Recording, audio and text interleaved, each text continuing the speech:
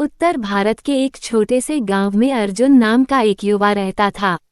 नाम तो उसका वीर पांडव के जैसा था, लेकिन भीतर से वो बहुत कमजोर और असमंजस में डूबा इंसान था। उसके पिता नहीं थे, माँ ने सिलाई करके उसे पढ़ाया लिखाया।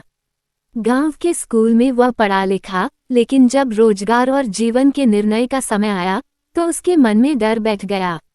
हर दिन वह सुबह खेत की मेड़ पर बैठता और सोचता, क्या मैं कुछ कर भी पाऊंगा? दुनिया इतनी तेज है, लोग चालाक हैं, मेरे पास पैसे नहीं, कोई जुगाड़ नहीं। हर शाम घर लौटते हुए उसका मन और बोझिल हो जाता। माँ कहती, बेटा हिम्मत से चल, भगवान पर भरोसा रख। पर अर्जुन को भरोसा खुद पर ही नहीं था। एक दिन गांव में एक साधु बाबा आए। वे वृद्ध थे, शांत थे और उनका चेहरा अजीब सी रोशनी से भरा था। उन्होंने गांव के चौपाल पर बैठकर भगवद गीता का पाठ शुरू किया। अर्जुन चुपचाप सबसे पीछे बैठा रहा। साधु जी ने पढ़ा, कर्मण्येवाधिकारस्ते मा फलेषु कदाचन, अर्थात तेरा अधिकार सिर्फ कर्म करने में है, फल पर नहीं। अर्जुन चौंका। उसे पहली बार किसी वाक्य ने भीतर से हिला दिया।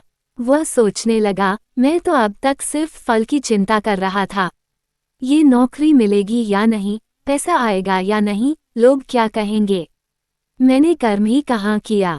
अगले दिन से वह रोज चौपाल आता और गीता के उपदेश सुनता। एक दिन साधु जी ने कहा, गीता कोई किताब नहीं, ये जीवन की आँख है। अगर समझ में आ जाए तो डर, शंका, मोह सब खत्म हो जाते हैं।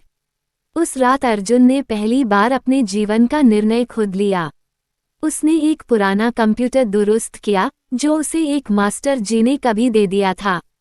इंटरनेट की मदद से डिजिटल दुनिया के बारे में पढ़ना शुरू किया। माँ ने कुछ पैसे जोड़े और उसे एक ऑनलाइन कोर्स के लिए भेजा। अर्जुन ने कोई सोचकर नहीं किया कि सफलता मिलेगी या नहीं, बस खुद से एक वादा किया, अब मैं कर्म करूंगा, फल की चिंता नहीं करूंगा।